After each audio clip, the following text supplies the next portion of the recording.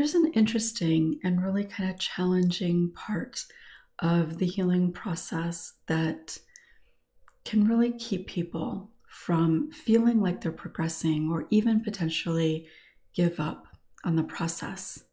So today I want to share some of my thoughts around this and give you some maybe things to think about or some insight to help you hold on to the reality of the work that you're doing and the progress that you're making.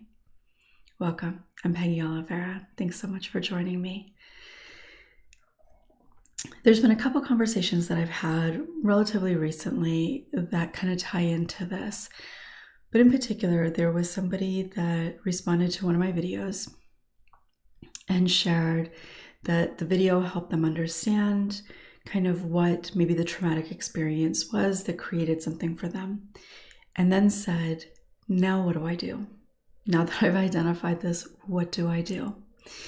And I can't really tell them what to do specifically, but even trying to talk about it more generally is really challenging. So I shared some of the very specific steps that need to happen. And I also acknowledged that in what I had shared, that it might sound kind of like it doesn't make a whole lot of sense, maybe even feeling a little overwhelming. And that's the biggest thing that I really want to focus on today. When you haven't yet experienced from a grounded place some of the things that you end up experiencing through this healing journey, it's not tangible yet. It kind of doesn't feel real. Maybe even it doesn't feel possible. And because it isn't yet tangible, it's not something that you can really identify with or know what it is, know what it feels like. It can often end up feeling impossible to achieve, to experience, sometimes maybe even to hope for. But the interesting thing, and I guess this is probably true in a lot of areas, but because this is what I do and this is what I talk about and I've been doing it for so long, this is where I tend to see it and witness it with the people that I'm having conversations with.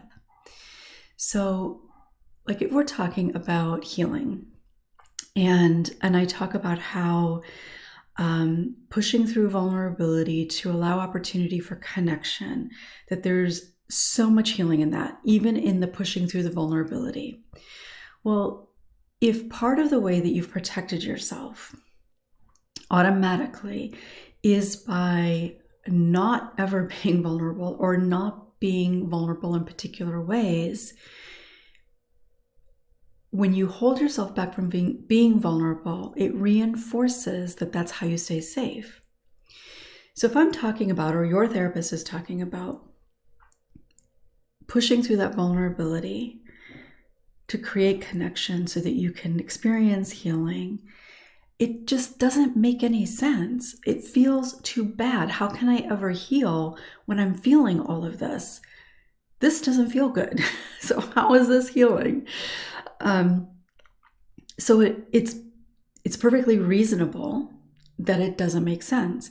And because it's an automatic response and everything in your body is telling you that it's not safe, you're much less likely to do it, right? And then when you do it, you're still going to feel a lot of discomfort, maybe some fear, maybe even some shame. So how can that possibly be healing is what we tend to think.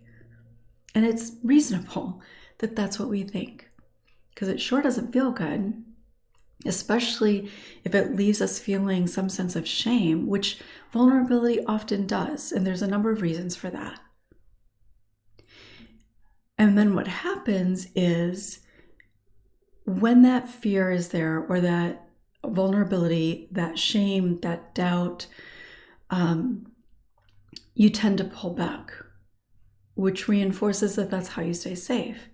But one of the things that I share, certainly in my work with people, is that those are the times when it can be most important to connect with somebody, to reach out to somebody, to not isolate. But again, it doesn't feel good. So it seems like, how can that possibly be good? How can that be the thing that's good for me right now when it feels so bad?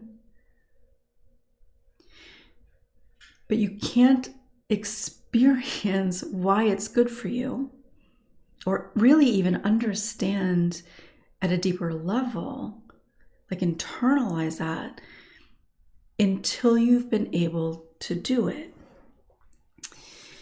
So I don't remember exactly what the conversation was. This was a little while ago. But I was having a conversation with somebody, and it was a client, and we were talking about, we've been working together for a little while, and I don't remember if it was about connection. I don't remember specifically if it was about safety. I don't remember exactly what the conversation was. But I remember her saying, and we talked about it at the time, how that happens, about how throughout the time that we've been working together, that while I kept, repeating this idea over and over again, that it just didn't make sense to her. She wasn't able to kind of wrap her mind around it. And those are my words, not hers. But kind of that idea that just, I would say these things, and this is true for a lot of clients. Certainly she's not the only one who has said this, but like, I hear you say it, but I don't really understand it. I don't really know what it means. I don't know how it's supposed to feel. I don't know how it really is helpful. All of those types of things can happen. But eventually, when you practice, you get to a place in which things kind of start to slide into place, so to speak. Things start to make a little bit more sense because you're able to then experience all of what that has led you to. So for example, and it might have been around this issue, but I'll just use this example. In terms of allowing ourselves to be vulnerable to create connection. And this is something that I get to witness. It's amazing to witness inside of my groups. And I'm using this as an example because it's several people, and the shifts that begin to happen are in a relatively short period of time. And it's just quite amazing and beautiful to witness. But when you're first starting out, like I said, the vulnerability doesn't feel good. So how could it possibly be a good thing, especially if you feel embarrassed or ashamed after sharing or connecting in some way? But as you do that, even if you don't feel a lot of deep connection, feel safe, or any of that, as you continue to practice it, you get to have experiences that show you that it's okay. And so when I talk about vulnerability being a good thing because it allows you to create connection, and that connection is a good thing even when it feels terrifying, because connection is in part how you recognize that you're not alone, that you matter, that you are a part of something. And all of those are so important for healing. But until you've been able to experience that and register that you're experiencing that, it's as if it doesn't exist. Because all you're noticing, all you're aware of is how uncomfortable it feels. And this is part of the reason why it's practice. Because for the first however many times that you try, there might be so much unease, so much discomfort, and even shame afterward that it feels absolutely impossible that could ever be remotely positive. And again, right, that makes complete sense. How could it be? It's almost like if you think about, and even if you haven't experienced it yourself, I think most of us have probably heard about it. Like if you think about physical therapy, and for a lot of people, when you go to physical therapy, and I know this is true, I had a frozen shoulder several years ago. When you go to physical therapy, at least for a lot of people, and certainly the case for me, there is absolutely nothing about it that seemed like it was going to be beneficial. It hurt like hell, like to the brink of tears. And I don't know if you've ever had a frozen shoulder, but it is incredibly painful, as are a lot of things that people tend to go to physical therapy for. But when you're doing it, it really doesn't seem like, how could this ever be good? Your body is certainly responding as well, right? Your body gets tense. Even before you go, you might already be feeling some anxiety. You might be feeling some stiffness, some tension, because your body is preparing, because your body believes that it's preparing for something incredibly painful, and that's it. It doesn't have the awareness that doing this thing that might be kind of painful is ultimately going to lead to healing, to more flexibility, feeling better, whatever it is. And if you give up, you will continue to believe that, right? You'll continue to believe that exploring range of motion or getting those trigger points done or whatever it is, that is bad, that it serves no purpose other than to create pain. And the pain in terms of this healing process, it actually can be physical at times, but the pain can be just tremendous discomfort. It can be the feeling of shame that comes up when we allow ourselves to be vulnerable.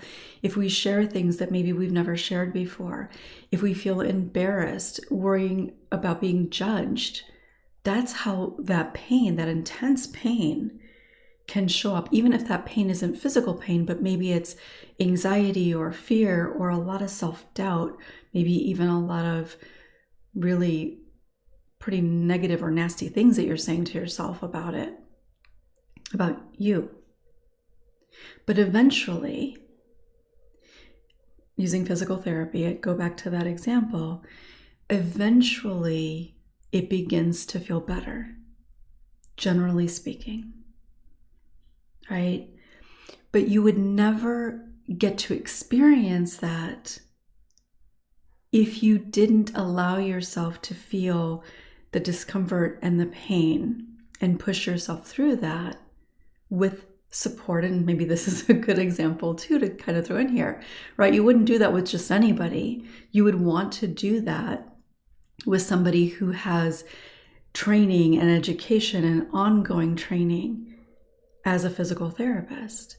And when you do that with a qualified person, if you stick with it, it gets you to the place where maybe that pain is completely gone.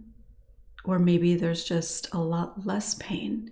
Maybe even you continue to do the exercises at home on your own and continue to get better beyond that. And the same is true for therapy. When you're done with therapy, you will continue to heal because you'll continue to practice the things. But if you don't allow yourself that opportunity, you don't get to experience it. And so when you're thinking about different things about like what maybe something is supposed to be like, or what you should be feeling or experiencing, until you've been able to experience it, you can't possibly know what the benefit is going to be. You can't possibly know the lightness and the feeling of being connected to another person in a way that feels pretty safe. If you've never allowed yourself to experience that, there's no way that you can have a sense of what that could actually feel like, which would make the difficulty getting there much more worth it, so to speak. it would seem like it makes more sense. Maybe you would be more inclined to push yourself a little bit more, or be a little more gentle with yourself in the process.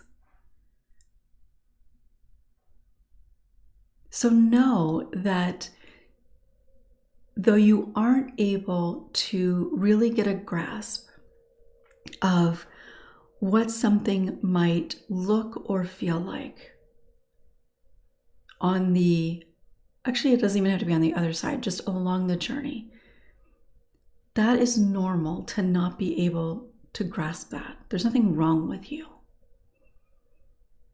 And that's part of the reason why being able to acknowledge the moments along the way is important.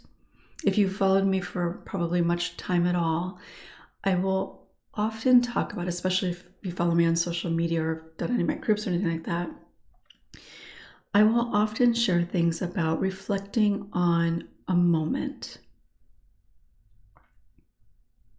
Because each moment gives you a glimpse into that possibility. Even if it doesn't fully register as a moment of kind of progress, so to speak. Each time your body gets to feel something a little bit different. That is a moment that you build upon to get you to the place where you can actually recognize, oh, maybe this is what she was talking about. Or maybe this is what connection feels like. Or maybe this is what peace or ease or freedom, maybe that's what it feels like. Even if it feels a little scary, because it often will, because you're not used to it, it's hard to trust in it, and oftentimes it doesn't feel safe, because it is kind of a new experience. And new experiences, particularly for trauma survivors, often feel really uncomfortable, uneasy, like there's this unsettled feeling in our body. And because of that, there's often a lot of thoughts that go along with that, telling us that that's not a good idea. And that's part of the reason why this process is so challenging, because we're kind of constantly fighting against that self-protection. And oftentimes we're not even aware that we're fighting against it. And again, this is part of the reason why I really do believe that it's important to be able to work with somebody. Well, first of all, to work with somebody. And second of all, to work with somebody that really has a really grounded and deep understanding of the reality of this process, because it's not easy. It is incredibly complex. It's multi-layered, and you hear me say that all the time, because it is so important, I think, for people to understand, because you put way too much expectation on yourself, first and foremost, and you also put way too much expectation on the journey itself, believing that if you just work hard enough, if you're dedicated enough, if you were just strong enough, then you'd be able to do it easily, quickly, without so much struggle. And then that leads you to believing that it's not possible, which can lead you to believing, or actually kind of giving up on your journey.